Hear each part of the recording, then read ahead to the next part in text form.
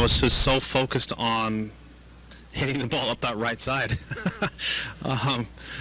that I know that the ovations were awfully generous and they were very nice, but I was so focused on hitting the ball up that right side, not in that left bunker, because I remember just hitting it over then during the U.S. Open and being dead. Tees were up today. Both of the guys ahead of me hit it straight right because they knew that left bunker was dead. I knew it was dead, and I'm like, okay, just hug it up the right side a little bit. And I know people are being very nice. They were cheering, but to be honest with you, I was grinding so hard to put the ball up the right side of that fairway. Scotty Rue joining the rally here to discuss Tiger Woods' debut in the 2017 calendar year. First round of the Farmers Insurance Open at Torrey Pines, fires a 4 over 76.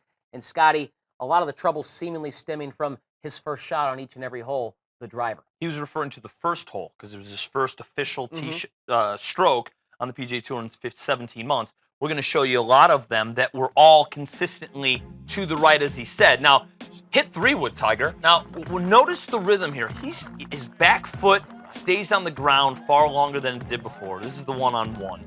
And it just kept going. He had the fewest fairways hit of any round in his career, 4 of 14. You saw the percentage under 30%. This is even with a 3-wood. And you see how slow and ginger it seems as if he's still swinging. I think it's because he's easing into it. I also feel it's back and leg issues, left leg. But that's a 3-wood in the right rough that, and he was referring to the U.S. Open rough. By the way, it's a lot thinner here at the Farmers Insurance. Back to the driver. These are more the concerns. This is on 9, and it's to the right. You know, of those 10 fairways that he missed, 7 of them were to the right. And that one wasn't a huge miss. That's not a big problem. Now, after making birdie on 10 and 11, that one you could just tell how inside he was going down, and that's a block. You can relate to that. Yes, no I offense. can. I'm not trying to make fun of you, but that seemed very amateurish. Most people are watching to relate. Next hole, 13. This might be the biggest one. I mean, that just looks so ginger. If you go back and you look at the golf swing, his right leg doesn't even transfer through. It's very armsy. He did not want that to go left. He kept referring to that in the interview you heard there on the first hole because of the driver. Well, then hit 3-wood shy of the bunker. You need to hit fairways, Tiger. The strength of his game is hitting greens, and he hits greens when he hits fairways. It's not 2000 anymore. The club head speed was probably the thing that I was anticipating most. I wanted to see how it would compare to this, even when he finished in a tie for 10th at the Wyndham Championship 17 months ago.